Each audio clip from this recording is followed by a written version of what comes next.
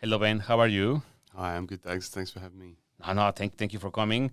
Welcome. So, Ben, inclusion, equity, diversity for social change, right? What is the relationship with all of this with you as a human being? With me as a human being, I guess I've been thinking about this sort of thing a fair bit in the last little while. With Rebus, inclusion and equity and social change have been at the forefront of what we've done since the beginning. Our first grant was to create two forum theatre-based workplace training sessions about inclusion and equity in workplaces around mental health and disability. And from there, we've carried that through everything that we've done. And I've always sort of had in my head, I've thought that my work with Rebus Theatre and my work with my music as these two completely separate things. But over the last year, I've been doing some work trying to promote myself as a musician and an artist a bit more than perhaps I had previously, and particularly as a solo artist, because I've been playing in bands for 20 years but only released my first solo song last year. And I've been doing this mentoring program to sort of help me figure out how to promote myself, and the first thing they ask you is like, why do you do what you do? Why should anybody be interested in you versus the other person down the road? And it's made me realize that, somewhere around 60% of my songs, 70% of my songs are actually all about mental health anyway. Yeah. And that the two sides are very interconnected. And then last year I discovered that I've actually been living with undiagnosed ADHD for 41 years after having done a decade of work in this space, thinking of myself more as like just an ally to people with mental health challenges. I knew that I'd always had, waves of anxiety and depression, but because I knew people who were clinically diagnosed with those things, and that was obviously a lot more severe than what I was going through, I was like, oh, well, I just must have the normal level of anxiety and depression. Mm-hmm. And it's only recently that I found out that, the normal level is none. And Yeah. and that if you have those things, they might be symptomatic of something else if you don't have a clinical diagnosis of those. So I guess I've always, even though I'm a very privileged person, I've grown up in a middle class family in one of the most livable cities in the world. Yes. I went to public school, but it was good public school. All of that sort of stuff. I've been able to travel. I've still, I was aware that I've not had an easy life internally. Right. Perhaps externally, but not internally. And I also, while I was studying in Canada, I went to Canada for part of my theatre degree. Yeah. And I became very good friends with a person who has osteogenesis imperfecta, which is otherwise known as brittle bones. And so she's about, I don't know the measurements, but she probably stands like 1.5 foot tall kind of thing. Okay. But, she was studying there and getting around in her electric wheelchair. And through developing a good friendship with her, I got to encounter a lot of the barriers that people with disability face. And so, coming back to Australia, and I got heavily involved in the art scene here. Mm-hmm. And then I ran my own business, putting on music shows and theatre shows and art exhibitions. And as that sort of petered out a little bit, I started to look for the places that artists can find paid work, and the community art sector is pretty much, It's just is one of a few. It's part of the journey, plus. And so I ended up doing a little bit of that work through what was at the time Belconnen Community Services, now Capital Region Community Services, and I worked in an art gallery there, and we did, I had exhibitions with the various mental health and disability programs that they were running. Would come and do exhibitions, and then then I started just got the call from Robin Davidson, my co-CEO at Rebus, who had some various projects that were funded by, I think they were funded by Arts ACT, but auspiced through the Mental Health Foundation. Yes, yeah. And so that was my first real dive into using creative practice to directly address these kinds of issues. And we did some big theatre shows that where Robin would go and spend time at this particular mental health service called the Rainbow Room and get stories from the people who went there. And one of the people I met through that project I've now written a bunch of songs with over the years. So there's a very long-winded answer to the various ways in which this I know, but definitely there's a connection between your music and your professional work. I mean, there's no question about it. It just took me 10 years to figure it out. Yeah, I know. Which is, but it's just part of the journey, basically. But so you spent 11 years with Rebus Theatre, right? Created like impactful theatre for social change, right? Can you share some of the highlights from that journey? Like something that you remember, like, I need to share this story because it's... Oh, look, there's so many. So one of the things that happened before we started Rebus was Robin was working at Belconnen Arts Centre and was organising regular meetings for people who worked in the arts and disability, and our goal was to try and create a massive variety show where we had different disability groups coming and performing. Okay. And we didn't end up finding a way to fund it, and it didn't end up happening. And within the first couple of years of Rebus, once we had that initial project, then a few of us sort of petered off, and a few of us were like, okay, we've got something cool here, let's keep working. And we ended up getting an Arts ACT grant to put on a show called All In at Tuggeranong Arts Centre, and we had 60 performers, 40 of whom were people with disability. There was like, I don't know, I think there was 2 halves to the show, and each half had like 8-9 acts in it, and there was a variety of music and theatre and comedy and So that was a really big highlight, and that was a crazy time too, because it was on like the 3rd of December in 2016. Okay. And I got married on the 13th of November.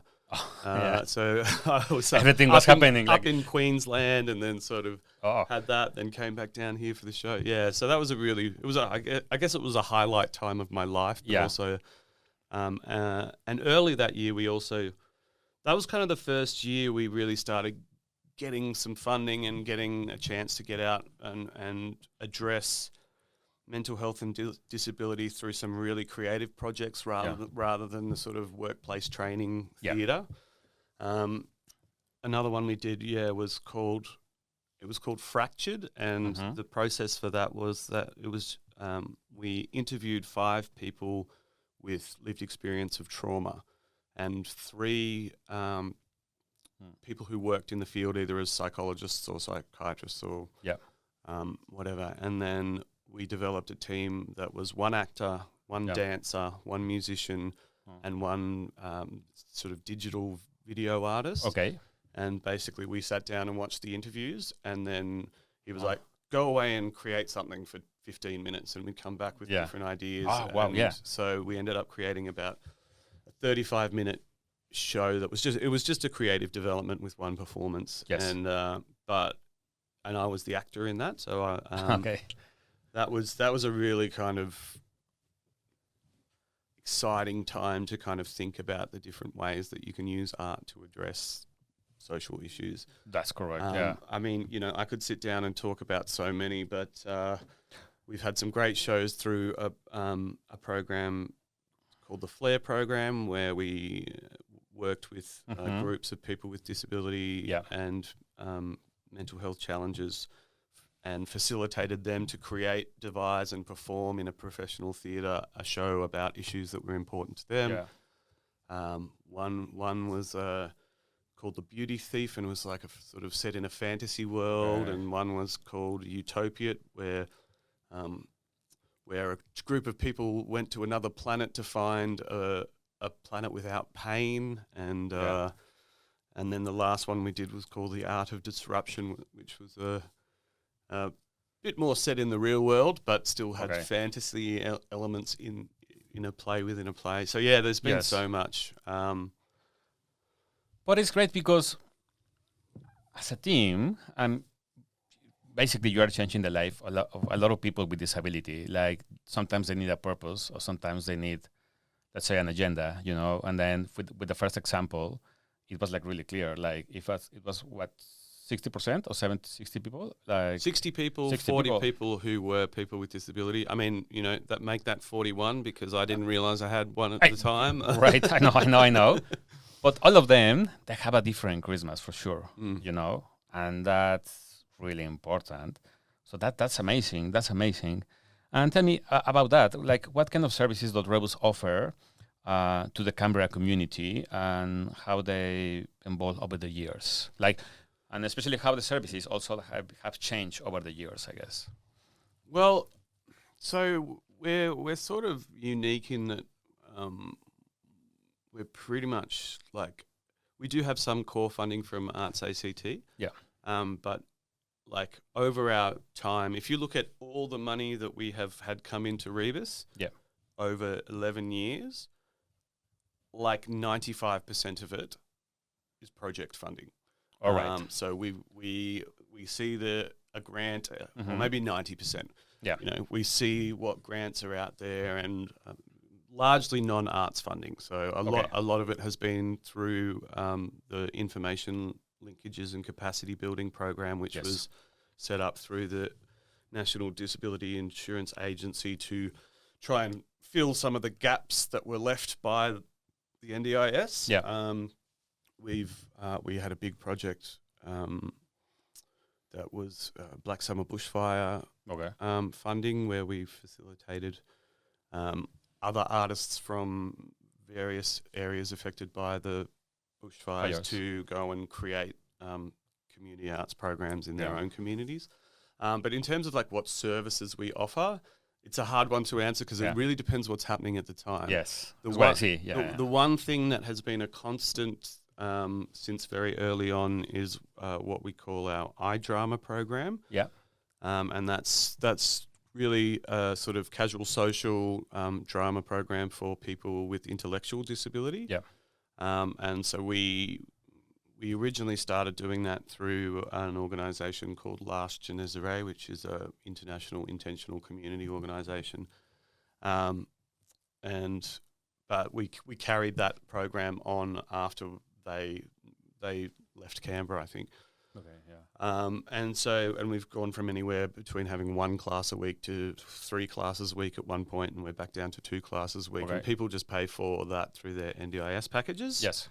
However, we're not sure whether that's what's going to happen with the new. They're rolling out a bunch of changes for the NDIS that is taking away a lot of opportunities for people to do arts-based stuff. Okay, good to know, yeah. But yeah, I'm not across exactly whether that's going to affect us or not. Yes. But another one that has been a regular one, which I met you through Hands Across Canberra, which is the program that we fundraised for the Hands Across Canberra Giving Day Appeal. Yep. Is called Acting Out on Screen, which was originally funded by Chief Minister's Department, and it's a 4-day school holiday filmmaking program for LGBTQIA plus young people aged 12 to 17. And so we got a grant for that 2 years in a row, and then we started fundraising for it and have run it 2 more times, and we're about to run it again in January. Okay.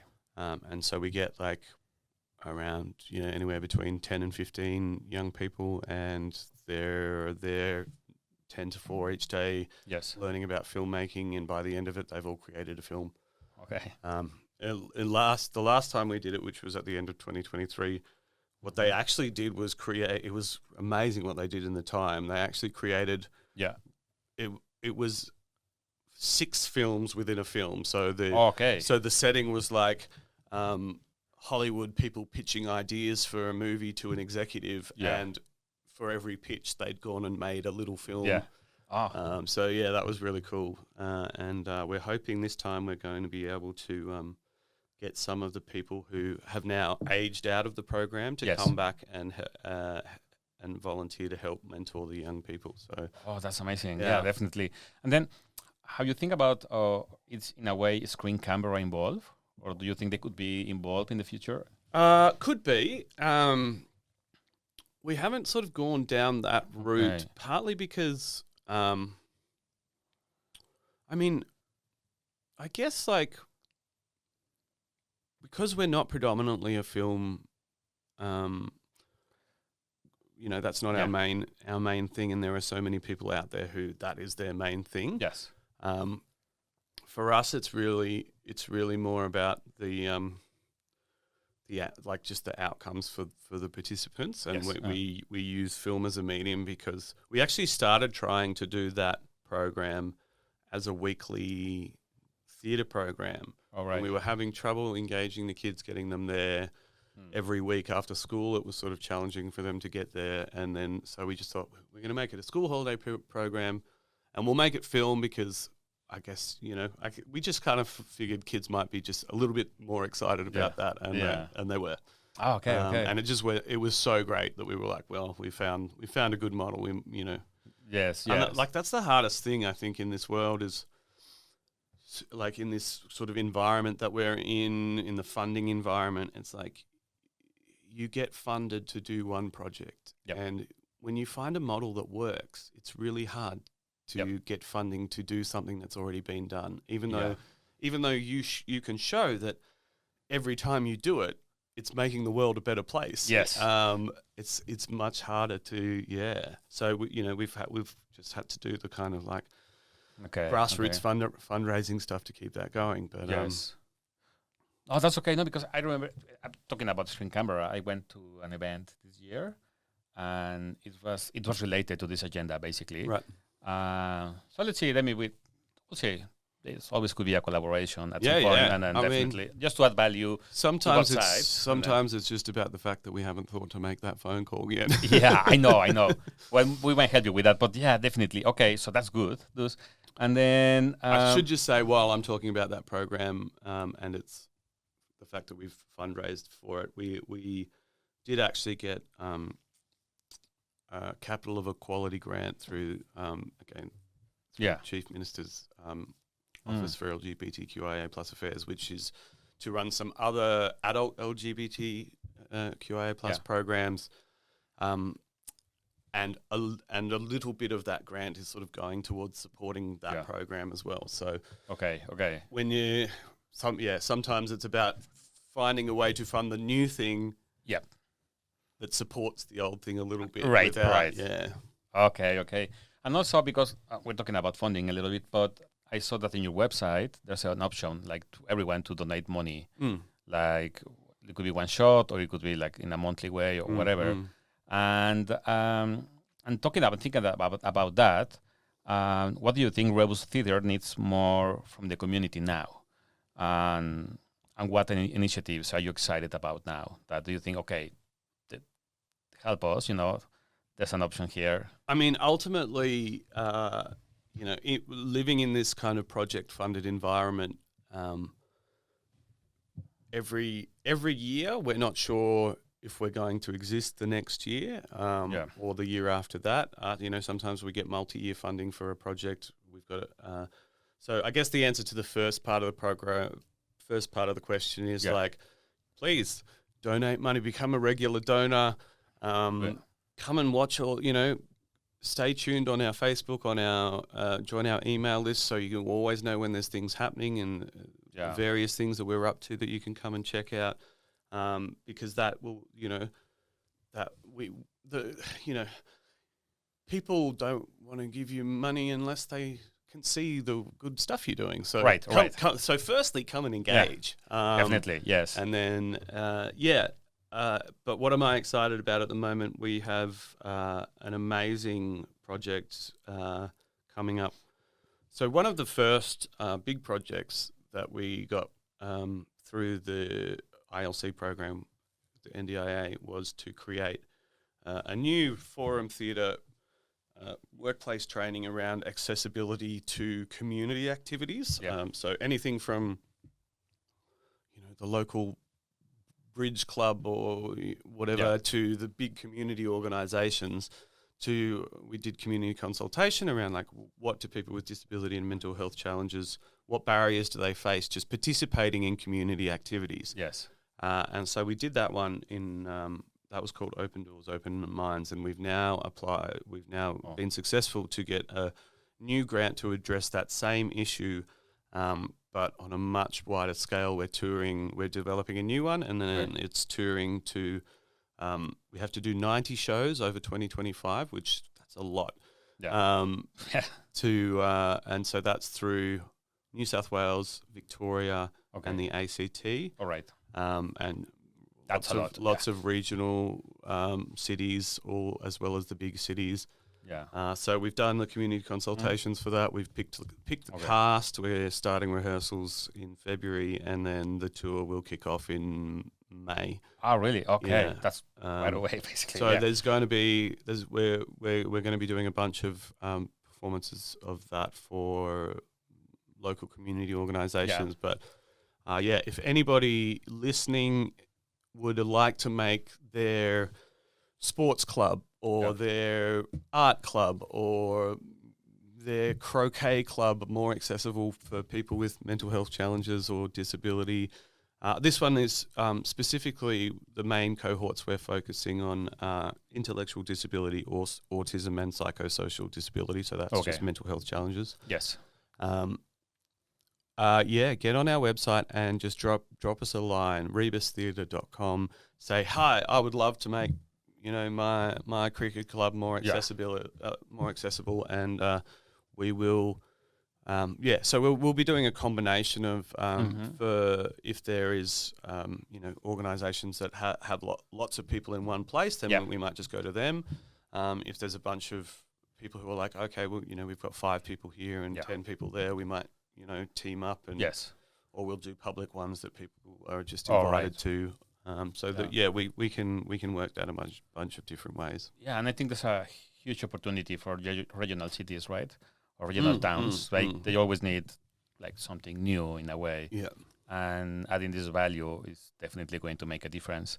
So it looks like you're going to be like really busy. You're really busy right now. Yeah. But also we hear the news that about that you decide to step down as a CEO, right? So what do you hope to see from your successor? Well, part of the decision, so not just myself, but Robin, my co-CEO, have both decided to step down, partly because we're extremely tired, and it's living in this project funded world is you can never switch off. Like I know, Robin had plans to take 3 weeks off last year, and then couldn't do that because he's the main grant writer for the big stuff. Yes. Couldn't do that because he had to write the grant that got us this, funding. But yes, that is the reason that we can continue. Otherwise, we were probably going to have to drop down from, I think at the time we were at like 4.5, 5 FTE down to 1.5 if we hadn't have got that grant. So you never know what's going to happen. But I think the main thing is it's grown to a point that we need to bring in someone who has more traditional CEO management in the community sector skills, better at chasing fundraising, better at the operational just box ticking stuff. Yes. Because ultimately we're artists who have had to learn how to be CEOs on the way, and our brains aren't wired for it. They have been in the last 11 years because the project is still alive, and you. Sure. I mean, it's great. But it's like I think there's 2 types of people who get into arts management. There is artists who are looking for a paycheck to support their creative practice, or there are people who love the arts and they don't have an artistic bone in their body, but they're very good at management. Yes. And they choose to do it in that world. And I think we need the other kind of person now. Right. Yeah. Because you have already the other magic. Yeah. Right? Yeah.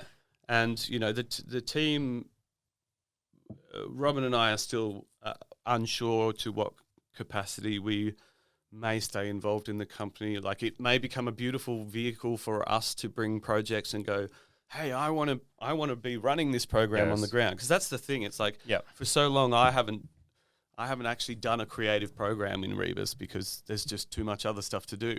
Right. And it actually, the last couple of times I've done one, it just makes me so anxious about all the stuff that I've got to do. And I want to get back to a place where I don't have to worry about policy and numbers, and all of that sort of stuff. And I want to engage my services, engage other organizations with my services where there are other people who maybe even Rebus once we've got the manager in place, but obviously they still need to be someone who is passionate, and they still need to be someone who is compassionate, who cares deeply about the people who have got the short end of the stick from the society that we live in, and they need to be passionate. They need to know that the arts is a powerful way to transform that society, and definitely, But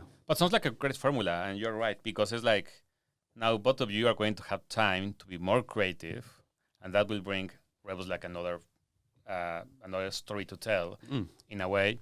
But then with these other people, more focusing processes, numbers, grants, it looks like if everything goes okay, it probably is going to be like that. The project it's going to continue growing, and changing the life of a lot of people, which is great. And how is the application process for the CEO going? It's open till the end of January, 28th of January. So at the moment, I think we've got a couple. I keep seeing people tagging their friends on the Facebook post about it, suggesting that's always good in a way. Yeah. And I mean, we've had to run 2, open job application processes for this. Stages of Empathy is the name of this big project that we're doing, and it has been amazing the caliber of people who are applying for these jobs, which are much smaller commitments, and So I'm confident that we'll be able to find someone who's amazing, because a lot of we had one process that went out for the project manager for this, and we've just done one for a wellbeing officer for it. Okay. And you would have easily given the job to, 80% of the applicants. So it really got down to like that sort of numbers game of going, oh, well, I gave that person a 7 and then I gave that person an 8 and why, and for that particular answer, and having to really crunch down the numbers because otherwise you'd be like, well, I'd love to give the job to all of them. Yeah. I know. Oh, yeah, that's always complex because you have to find the perfect match. It's really for both sides. It's really made me feel a lot better about all the times I didn't get a job before. Just the level of competitiveness that's out there at the moment. Yeah, but I think everything is about to find, like I said, like the perfect match for both parties. Yeah. Because otherwise it's not going to work. You might find the best candidate, but if there's no chemistry, we have a as well as the selection, as well as the interview questions, we did have another scoring number for vibe. Right. Yeah, definitely.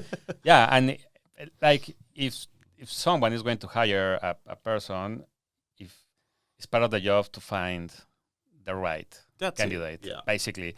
And if not, everything's going to be messy and everybody's going to lose time, whatever. So that makes sense. And then talking a little bit about that, from your perspective, what is the state of the charitable sector in Canberra like right now? Look, I don't know as much as I should, and it's part of the problem is having found enough time to dedicate to pursuing that side Yes. as much as I would like to.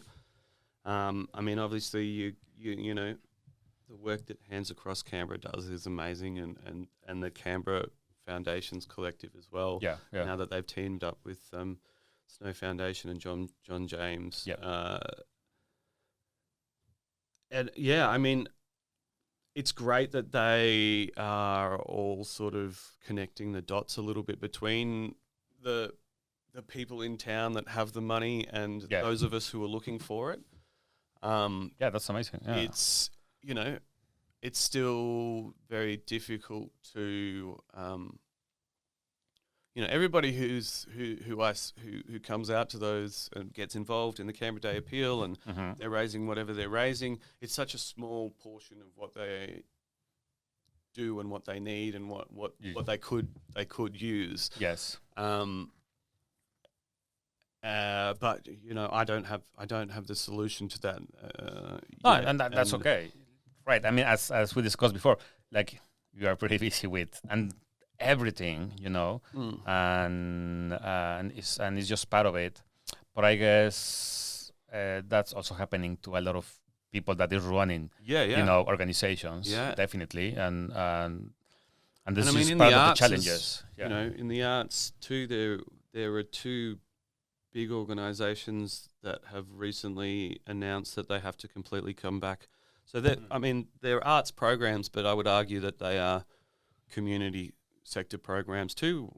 One is Canberra Youth Theatre. You know, that's that there's so many social outcomes that come from that. And they've announced that they have to, you know, strip back their program massively.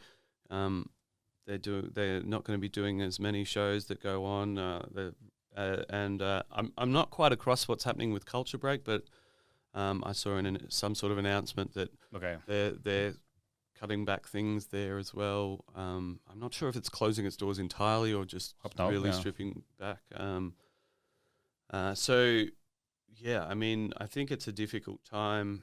You know, and when you're looking at cost of living crisis for everybody as well, there's you know, there's that much more need for these things. Like, it's just more stress to the families, and to everyone. It's just getting complex. It's like a circle, like not a good one. Yeah. So I think it's a really difficult time for, you know, everyone, but I think it's really hard. It's always really hard in the community sector.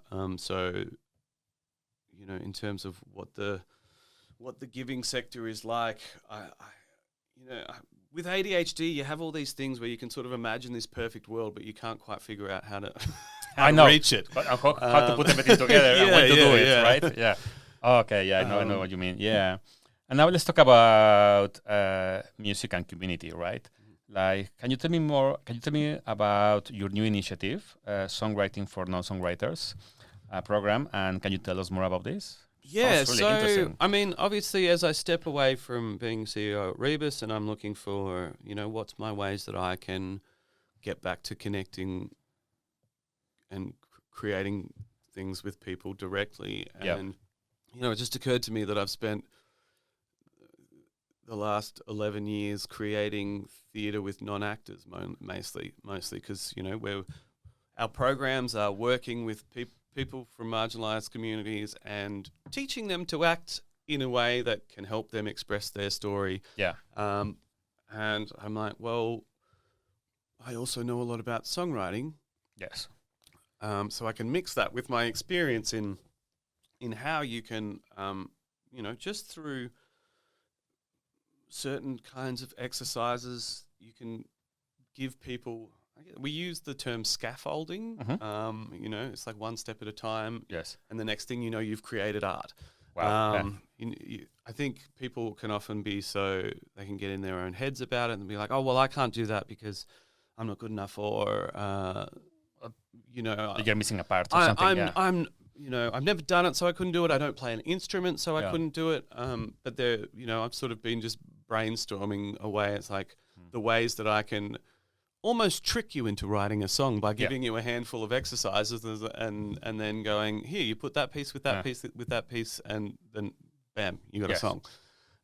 So I'm really excited about that. I'm really nervous about that because every time I do something new where I have to think of everything, it freaks me out. But I also think I really want it to be a relaxed thing. Like I don't want it to stress. So I've got to choose not to stress myself out about it and Which fair enough. Yeah. Trust that I know enough to do this. Yeah.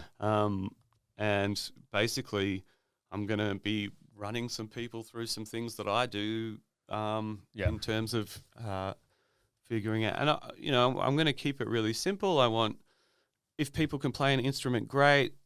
If not, then we might just start by pulling some instrumental, pop songs. Yeah. Just because, so many of the pop songs that you hear out there are exactly the same chord structure repeated over and over and over again. There is nothing wrong with sitting down and writing over 1, 4, 5. Like yes. It's just part of the process in a way, and then makes sense. So let's do that. There's a lot of just kind of little tips and tricks that I've learned along the way that But I think it's important that, as you said, just to keep it simple, because then you are going to be able to share that vibe with them, and that's it. And it's going to be then a positive circle for you. I want us to all rock up. I think to some extent, part of my job will be holding a safe space for people to feel that they can be vulnerable, because writing is something that's vulnerable, and yes, definitely. There will be a bit of a no tolerance for bad behavior in there. But it's just part of the learnings in a way. Yeah, definitely. I think it's about creating a trusting environment, not just between me and whoever does it, but between the other people who are part of the program as well. And that's the stuff we have to do every day in Rebus. Yes. So your experience about that, so that's good. And how do you see songwriting programs for marginalized communities promoting self-expression, community, connection, and healing? I'm really keen to get into that as well. So songwriting for non-songwriters, as it stands, is just going to be like an online program that I run where people come and they pay for it. But I do really want to get into the world of creating music programs that collaborating with other organisations, working with participants that already engage with their services maybe it's about writing a collective song together.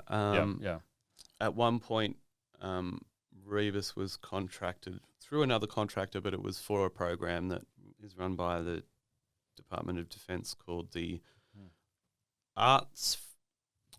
It's AARTS, and I can't remember what the acronym was, but it's okay. For twice a year we would go and work full time for a month with them creating theatre with, as they phrased it, currently serving personnel who had experienced physical or psychological injury. And one year, no one picked drama, so we engaged with the other ones and the other groups. So there was drama, music, writing, and visual arts. And so we just sort of got involved in the other programs. And I watched John Shortis from Shortis and Simpson come in and do a songwriting process with these guys, and it was amazing. And that's kind of that was a bit of like, I'd love to do that sort of stuff at some point. So I just think that creative expression in any format is so healing. And there are so many people, whatever your background is, that have been hurt by this world in some way and continue to be. And I've seen the benefits for it in me. I've seen countless times the benefits in creative expression and storytelling. Storytelling, having a chance to have your story heard is an amazing thing. And even if only one person ever hears it, maybe you play it to you play the song to your Uncle Joe, and you know, and Uncle Joe cries into his beer on Christmas Day, or whatever it is. Yes. But you already wrote that you letter, wrote it. or something. Basically, you've had the transformation happen, and so I think I'm really excited about just exploring the different ways that I can do that kind of work in a musical setting now, because I mean, ultimately, I'm also pursuing my own career as a musician, and I kind of want to focus everything in that one lane a bit more.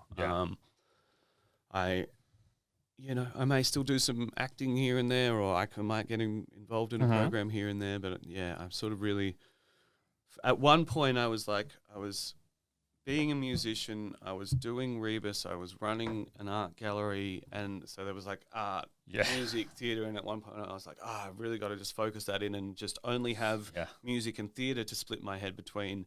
And now that I've got a family, being a CEO of a project-funded organisation, largely project-funded organisation, means there's a lot of times where you just can't switch off. You've got something that has to happen. I know what you mean. And being a musician trying to pursue their own career means that as well. So there's too many of those things that I can't switch off from happening at the time. I know. And that's why, because between acting, producing, and making music, like which of these roles speaks most to your heart? And why? I mean, they are all in there,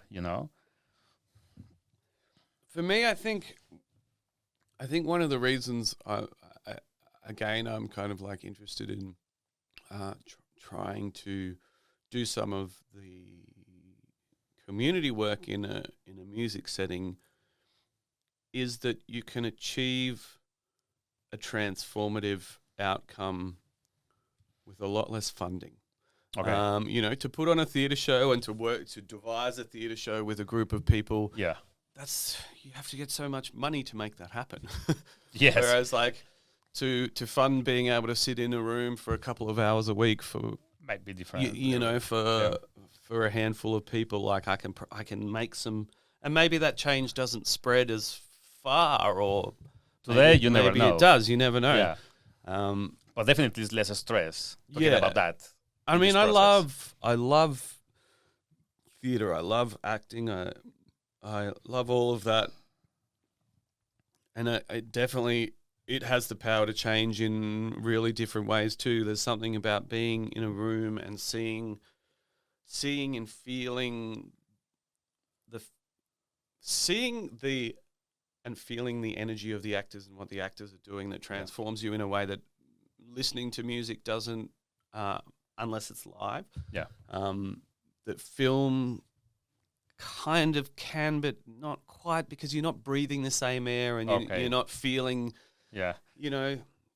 So there's sometimes when something happens in a theatre where there's a collective breath that the audience takes in response to what's happening, but I mean, I guess I'm just I'm really focused and passionate about music and songwriting at the moment, and that's where I'm super keen to go. And that makes sense. And then that's why let's talk about your music now.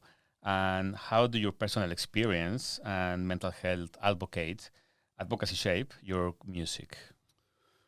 Yeah, I mean, the advocacy becomes a byproduct of, it's like I write the song for my own mental health. Which is more than fair enough, because then everything is going, if that's not, if you can deal with that, eventually everything is going to be better. Also for the people that is listening to your music or watching your acting or your products and everything. Yeah, I mean, I think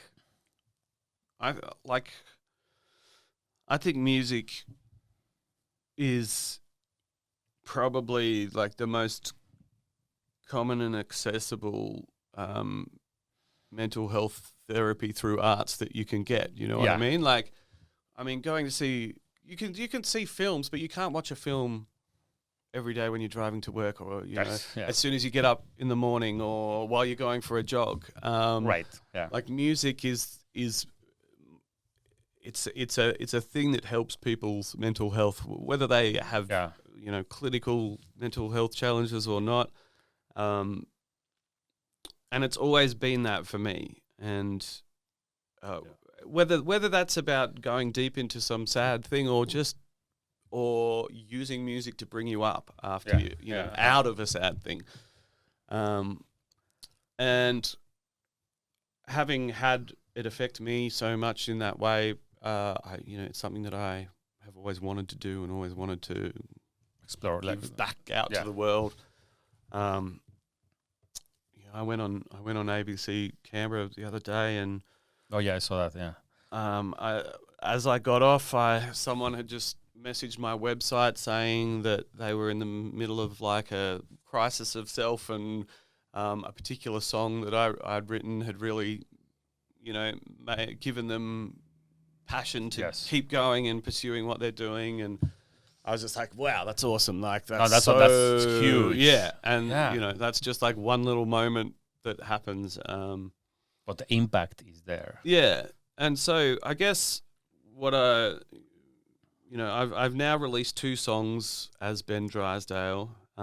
There's one other one on my Spotify that's a duet that I did a while ago. But the first one was If I Don't Lie Down, which I wanted to be my first single because it was very much about a point in time where I had been slogging, trying to promote my band, East Row Rabble, and we got into the National Folk Festival, and I'd done all this work to sort of like try and capture the fans there, and then done all this other stuff, and at the end of it, like our position had not really changed very much. Maybe a couple more Facebook followers and sold a few bits of merch and 5 people on the mailing list, but it was not this like I felt like I'd put in a level of work that I expected a much bigger shift than that. Yeah. And I was heartbroken after that, and I was I was thinking about just giving up music altogether, because I'm like, if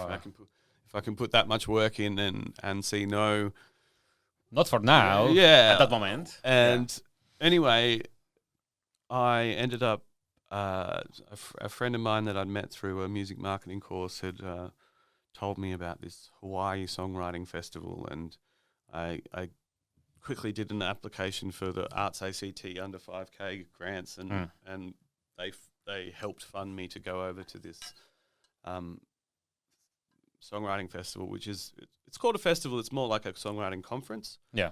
And it was amazing, and I met all of these people, publishers, artists, producers, all sorts of people, and they have these little speed mentoring sessions where you can sit down and play your songs to them, and they give you some feedback, and then they have open mics where you're playing, and the mentors, and it's all in this like one hotel, and the mentors stay there, so you sort of get a lot of chance to chat with them afterwards. And I just got completely reinvigorated, and it's a bit of a funny story that after the conference, I'd given myself one day to relax, and I relaxed a little bit too hard, and the next thing I knew, it was 2:30 in the morning, and I had to be on a bus at 4:30 in order to get my plane, and I was like, what am I going to do? Should I try have a quick nap, or maybe just lie down and watch an episode of something? And I was like, no, if you do any of that stuff, you are going to fall asleep for 7 hours, and you're going to miss your plane. Yeah. And I just said to myself, if I don't lie down, I'll be all right. And I got up and went for a beach walk and came back and got home. And then I was, it was a few days after I was back home, and that line just kept going through my head. If I don't lie down, I'll be all right. And it just became a metaphor for that whole experience of like wanting to give up music, but then taking a chance and going to this thing. And you never know what the next, what that next little thing that you do might be, or what the outcome. Definitely. And so since that, I've joined a online songwriting program that connected me with, at the time there was about 300 people. That community of people that I could write songs with now is like thousands of people. Right. And I've had a few songs, win awards, and a few songs get put on TV shows, and so. That's that moment of if I don't lie down, I'll be all right, and that song was felt like it was really important for that to be my first Ben Drysdale single. Yeah. And so that happened in December. And the other one, I wrote a song about getting a midnight phone call from a friend who was really not doing well, and feeling completely unqualified in terms of like crisis management in that situation. But I just sat down and I asked him, what was going on in his head, and I listened, and then I told him about the fact that I got some bad stuff that goes on in my head like that too, and it just like diffused his sense of like oh my God, this is it changed his perspective. Definitely. And I think a lot of people who are going through anything with mental health, there's a lot of a sense of isolation, and I'm the only one that's so broken to feel this way. Excuse me. That's okay. And I can't actually remember what was the question. I've just been ranting about my two songs. No, that's okay. I guess you were asking about how advocacy and stuff. About how everything connects together. So for that. Listen Now, I decided to not just release it, but also make it an advocacy thing as well, in the sense that talking about mental health in all the media releases and stuff, obviously, but sure, you can go listen to it on Spotify, but I'm also selling it on Bandcamp and donating 50% of any income from that song to mental health charities, and I've been picking different charities. Gave some money to Lifeline. We'll be giving some to Support Act for the last little while. But I do love that song. Like, Listen Now, mate, and I'm being truly honest. It's basically in all my playlists in Spotify, that's for sure. And that's when I was like, oh my God, this mate, he has something. That's something like really special. And being, thank you so much. Not trust me, it's in there. And I also think that it's a great exercise, and it's going to help you to push you more, to do more stuff and do that kind of stuff.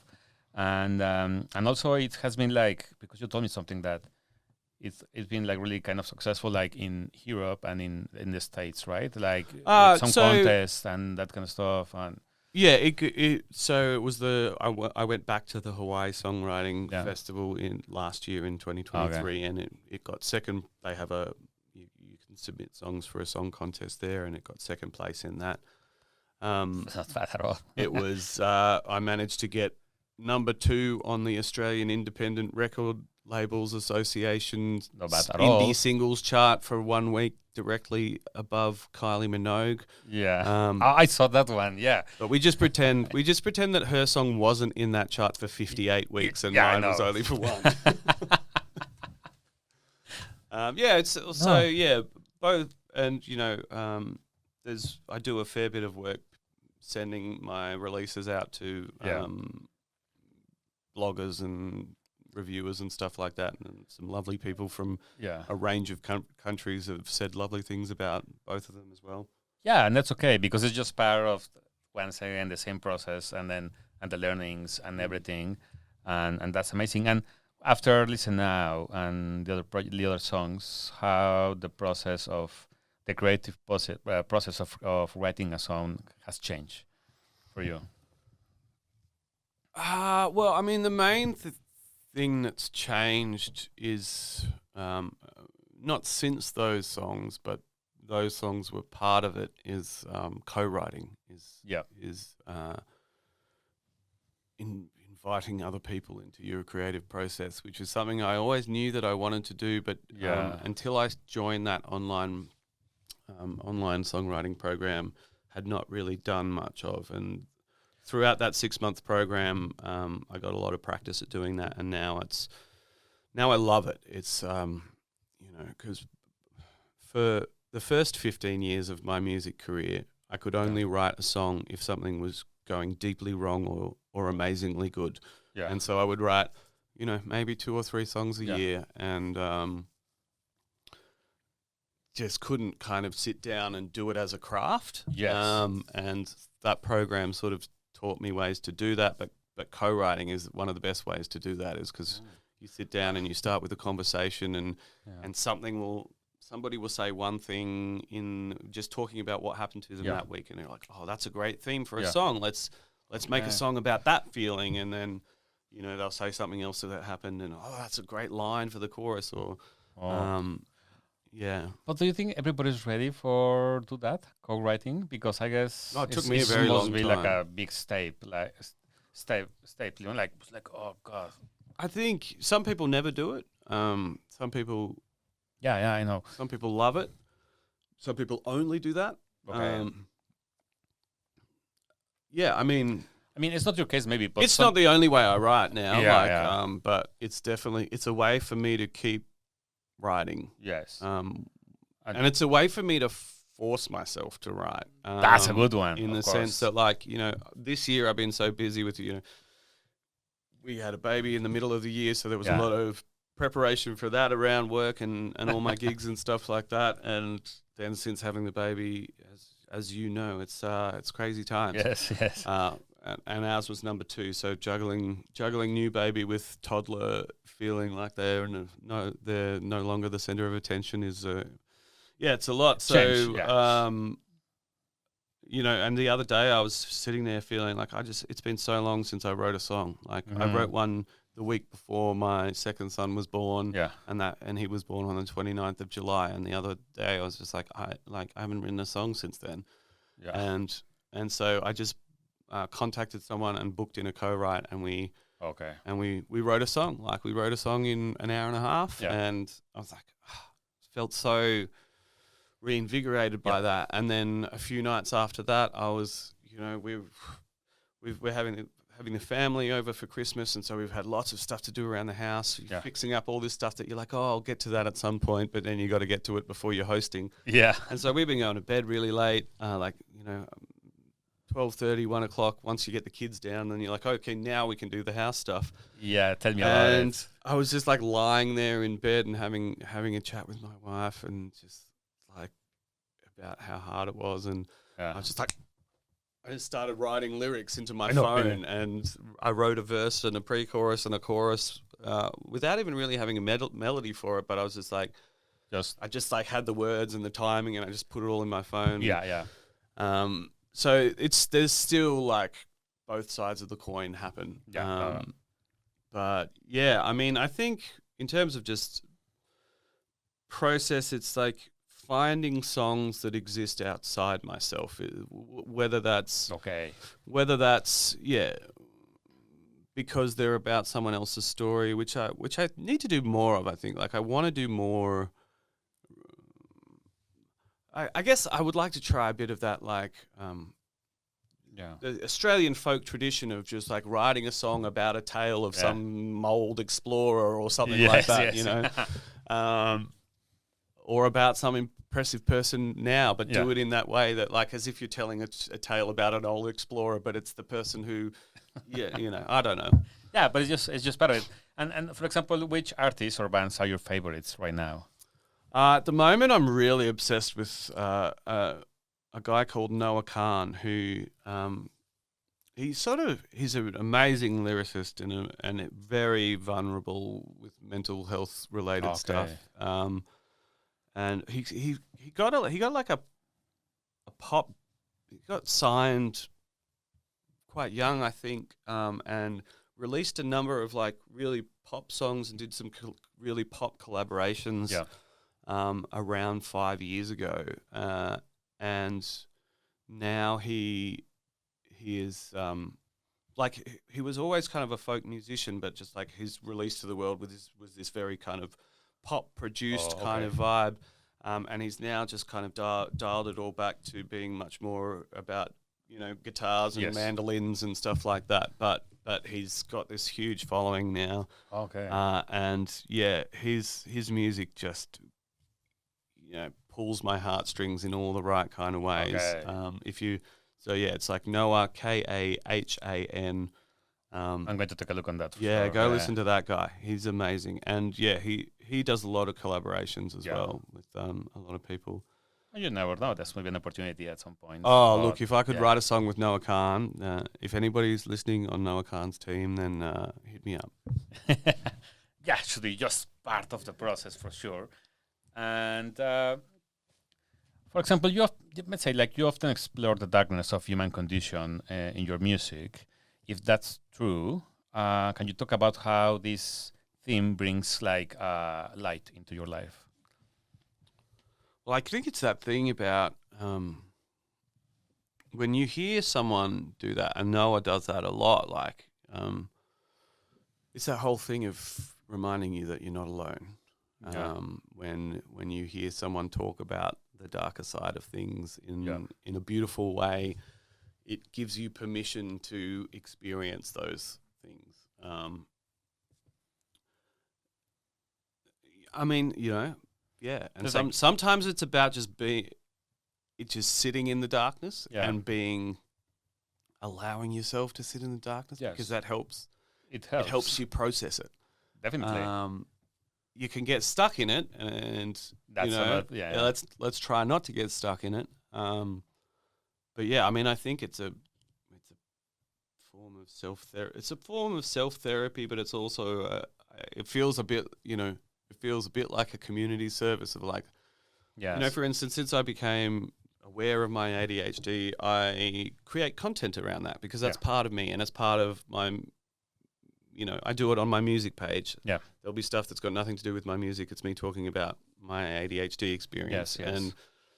And ultimately it still is part of the music because it's always been part of me. So, but it's also like I've had so many people thank me for talking about that stuff and said it's really helped them process and figure out their own stuff. And so, there's probably at least 10, 15 people who, since I started doing that stuff, they've said, yeah, you've made me realize that I probably need to look into this myself and have gone off and actually, successfully been diagnosed. And it's not easy. It is a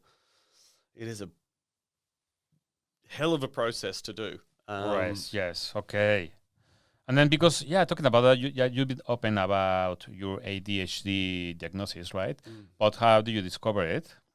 If you can tell us that, and how your life has changed after that. So, I mean,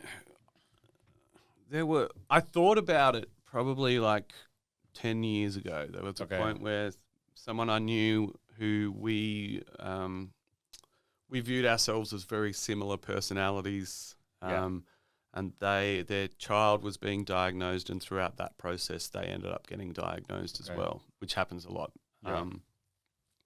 Partly because ADHD is hereditary, so if a kid has it, there's a chance that adult has it. But through that process of seeing the child do it, you have to answer a bunch of questions. You're like, oh, that applies to me as well. Right. And so they were going through it, and I guess like I was at a point where I was trying to get rid of some bad habits of mine, and I was worried that maybe I was just looking for a replacement. So I didn't think about it at that time, and ultimately I was looking for a replacement because the bad habit that I was trying to kick was a form of self-medication. Like, yes. And so there's a couple of things that led to kind of deciding to look down at, and one was towards the end of 2022. Rebus had the biggest project that we'd ever had. It was a lot of pressure for all of us, and I was not coping well with that pressure. I was getting very overwhelmed. And me not coping with it was making it harder for other people. And I ended up taking like a month and a half mental health leave after that. And Robin had been talking to some friends about, just he was just trying to process his experience of working with me, and they were like, it was two different people who asked him. It was like, oh, does he have ADHD? And because they each had ADHD, and late diagnosed as well, and so that was like a bit of a catalyst of like, but then it still ended up being, another 6 months or so before I decided to. Well, before I actually got diagnosed. I think I started the process a couple of months after that. Okay. But TikTok was a big thing. Okay, interesting. Yeah. You know, TikTok's algorithm is pretty good. Yes, fast and it good. shows you one thing, and if you engage with that thing, then it will show you more. And so when I got on TikTok, I was seeing a lot of. I watched one ADHD video because it was in the back of my head. Yeah. Yes. And then so it was showing me a lot, and it just kept. It was like I can't really avoid the fact that this is me. This is 100% me. Right. And so I did get diagnosed, and there's the attention deficit side and the hyperactivity side, and sometimes you are diagnosed with one or the other. Yeah. I was a very big tick for both.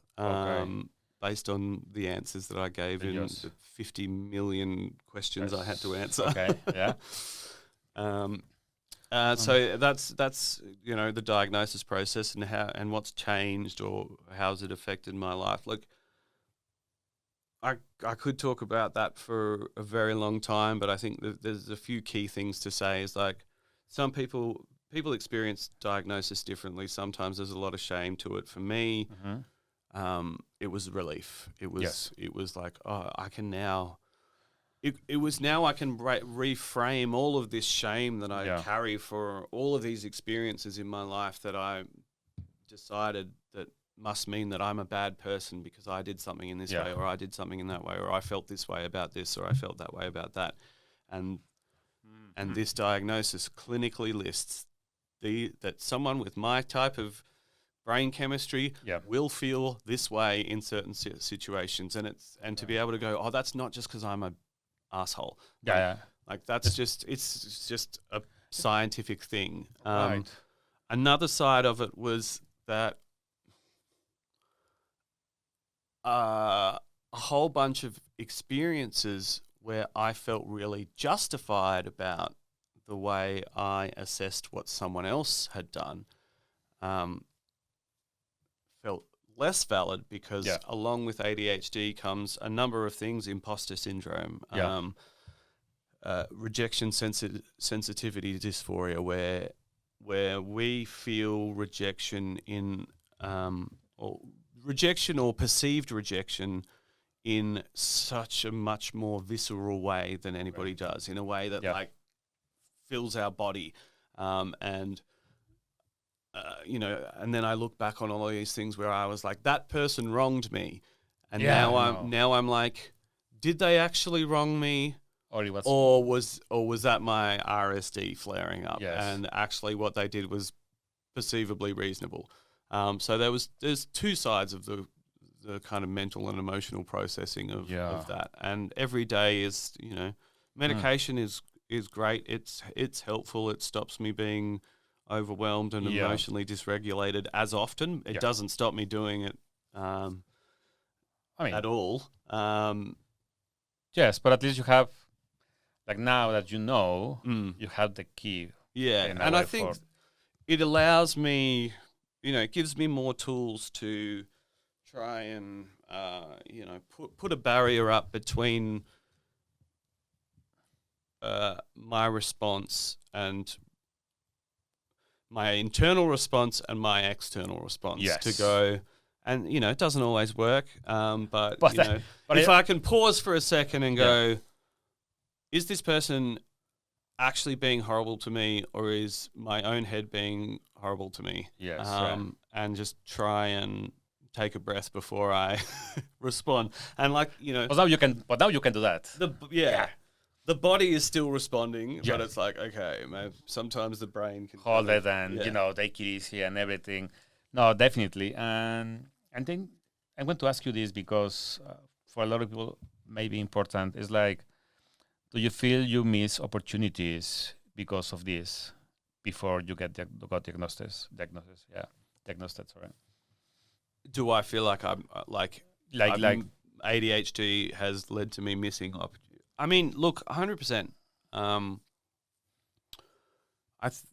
Especially throughout school, it's like, if I actually sort of did fairly well anyway, And this is a thing a lot with ADHD people because we can hyper focus on things that we're interested in, but it means that we suck at all the things that we're not interested in. Yes.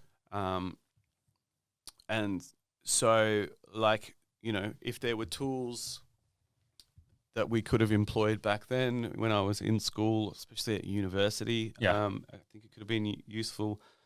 Knowing about it and knowing that I can do better when I put processes in place to manage the things that ADHD makes hard, makes me, wonder whether, I would have a more successful music career by now, or whether, I don't know. Oh no, but whether I would have more money in my bank account right now, whether it's through any process. But in a way, the talent is there. Now you have like something to advocate, to add another value to that music. So maybe it's maybe it's just around the corner. I know. It's just part of it. I think Morgan Freeman was 42 before he ever did a film, and I'm 42 now, so maybe I'm just about to pop off. Like, I know. You never know. Oh, and what challenges do people with ADHD face in Australia today, and how do you hope to advocate for them? Well, I think at the moment, I don't think this is just in Australia, but I think there is a lot of stigma around it at the moment where people are going, oh, everybody's got ADHD now. You're trying to, it's like a fad. It's a trend. Or whatever. Yeah. And it's like, no, all these people always had it. It's just now we live in a world where people information share more and we're understanding more about it. And we're all just figuring out that our bloody traumatized lives were a result of this rather than... Yes. Yeah. And I think that really... I hate it when people say that. And what do you care if it's not whatever, if it's not a problem for you, what do you care if it's a problem for someone else? All you're doing is creating negative energy by saying that stuff. Yeah, right. So that's a big problem for me. I think ADHD is a neurodivergence. The world is becoming a lot more educated around neurodivergence in general. It just seems like ADHD is viewed as this like sidekick to it. Right. This trendy sidekick to it that, in terms of how it sits culturally in Australia, I don't really know if I have an answer to that. Yeah, it's okay. Yeah. But for example, what advice would you give to parents or people that are trying to navigate into the diagnosis with ADHD? Oh man, I don't know. I'm terrified of figuring out that because I know it is hereditary. It's something we have to think about with our boys. Yes. But as you said, it's complex sometimes. So it looks like it's really difficult to get into that, and for different circumstances. And I'm still just trying to figure out my own at the moment. I'm not really across the giving advice to parents around that. But I would say if you're thinking about it, research it. Join some social media groups are a great way to just like hear about other people's experiences in this sort of stuff. There'll be a million parents of ADHD kids Facebook groups out there. Start knocking the doors. Start knocking on doors. There's a million people out there trying to sell you a program on how to do it. They're probably all good too. Yeah. I don't know any particular ones that I can vouch for at the moment. Okay. Yeah. Sorry. Back to the question about Australia. What's the challenges for our people with ADHD in Australia? The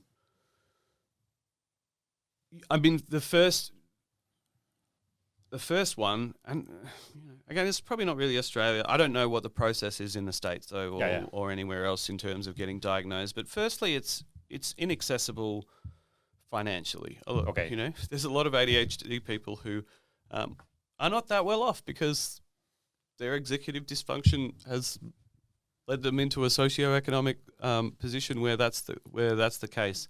And, you know, just diagnosis alone is anywhere from $1,500 to $3,000, depending on how you do it. Okay.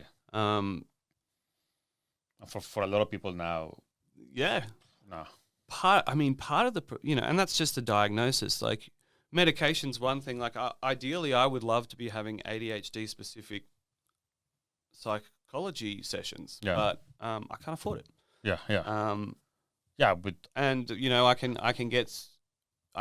with a mental health care plan, I can get some money off 10 sessions or something like that. But it's like, you know, still an extra $150 a week I got to find from somewhere, or even more, depending, like, because you get a certain amount off, right? I think. Or then what? You know, and then So it's that. I mean, one of the most ironic things about ADHD is that the process of getting assessed is taking a 2.5 hour test of answering questions. Like, tests are the most inaccessible thing for someone with ADHD ever. Yes. Like, we have low attention spans. We hate having to focus and shift our focus, and like, it's a challenge. It's just like the only way to being diagnosed. But, you know, I guess it makes sense because you've got to diagnose someone somehow. It just seems so ironic that it's like God's cruel joke that in order for you to be properly assessed and treated for your neurodivergent condition, we have to make you sit through one of the things you will hate the most in order to do it. Okay. No, it's a complex topic, definitely. And with all these changes, you know, in your life, with these new plans in the future or whatever, how's family doing, you know, and what a message do you want to give them? How's my family doing? I think a message like to them, you know, like they may watch this today, in 3 years, 5 years, you never know. I mean, I think it's about, like, ultimately, like, my wife is supportive because she's seen the levels of stress that like, I've gone through. And I think, you know, it's one of those things where Rebus is amazing, and I've loved so much of it, and the stress that I've gone through has been worth it for so many reasons. But it's just like, okay, well, now we're 10 years in, you need it, or 11 years in, I need a break. Because I also think that, you know, as someone with ADHD, the stress levels occur differently for me than they do to other people. So what message do I want to give my family? Daddy's doing this so that he can be a better daddy. But no, I don't know. Look, I think ultimately everything that I do from here is still going to be about it's still going to be about community. It's still going to be about trying to make the world a better place for me internally and for the world externally. And I think, like, no matter what you're doing, you know, you can achieve that same thing in a much better paid job if your brain works and is interested in slightly different things. Okay. But, like, as long as you can keep food on the table and but make sure you have time to spend with your family. Like, I think that's one thing that is in some of the most stressful times, it's like that's the thing that's kept me going, is like cuddling those crazy little humans and just I mean, I don't feel like I've had the mic drop profound thing to say at the end there, but I think it's all part of the messy truth of life. Like, I know, it's okay. It's just because I was talking with a friend about this. Like, now we have the opportunity to see our parents, you know, like being recorded saying something, and you can always remember that, you know. So now with all these digital things and everything, it's like the opportunity is different. So I was just thinking about that. It's like, we know, why not? but in general, everything is in there. So, what brings you the most joy in your life right now? Oh, look, it's definitely my kids at the moment. Like the writing music and hanging out with my kids. And so the more I can get my whole life focused to one or the other of those things. And yeah, I mean, kids can be the most stressful thing. Like I've gone so much more grey this year,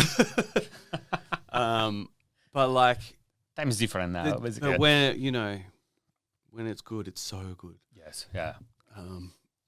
But that answer makes sense with everything that we were talking about today. Definitely, it's just those two parts, you know.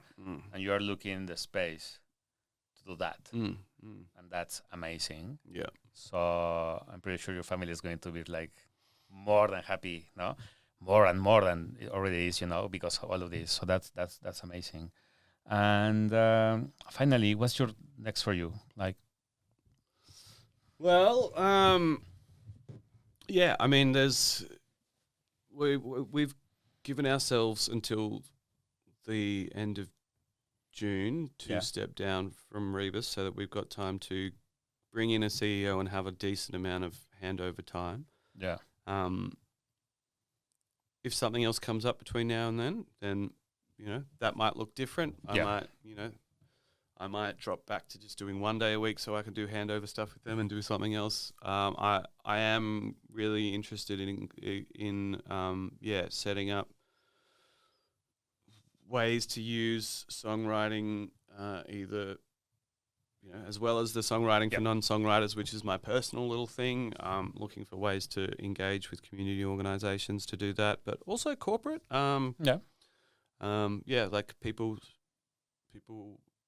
you have used that as like a corporate team building thing. Yeah. So, it might be that I can make some big bucks that way to help fund, and maybe I can connect everything. Maybe I can self-fund programs that way for marginalized communities, and make that part of the pitch is like, hey, if you pay for me to come and do this team building thing with you, you will also fund blah blah blah for another group. Because you have all the experience to do that now, so it's just time to put it together in a different way. That's it. I think it's really just about shifting gears. And just there'll be challenges with all of that. There'll be stress around all of that. But if it's all kind of more in one lane, it'll be easier to balance all of that around family. I think is the thing, because that's it. That's the important stuff. Definitely. Okay. And why do you think some people will describe you as a cultural broker? I don't know, man. That's you tell me. You brought me on here. No. It's like, but I mean, what I just what I just explained was cultural brokership, right? It was like, I guess anybody who's operating. We can't deny the fact that we live in a world that needs money. We can't. Anybody who's operating in a place that finds money to create cultural and social experiences for people is a cultural broker. Anybody who is trying to change the culture is a cultural broker. Anybody who's trying to offer any kind of healing to anybody is a cultural broker. That is my answer. Okay, you're right. And there's no wrong answer, basically. Okay. So just to finish, I really want to say thank you. Thanks so much for having me. It's been really, this is the third time I've done a podcast, and each one is such a different conversation. It's really great. Thanks for having me. No, thank you. And as you know, we want to make this podcast like a collaborative project. So, and because of that, you have the opportunity to nominate a leader of the industry to come here and share their story as a leader. If you want to nominate someone. Okay, so I've made reference to two other arts organisations in this interview, and I would personally love to hear them both come on here and hear what they have to say in answer to all your questions. So the first one being Francis Owusu from Culture Break. Okay, yes. And Luke Rogers from Canberra Youth Theatre. I would love to hear podcasts with those guys on here. So. Okay, perfect. That makes sense. Ben, thank you so much. Thank you so much. I really appreciate this. And let's stay in touch. No worries. Thanks for having me. Thank you, mate. Cheers. Cheers.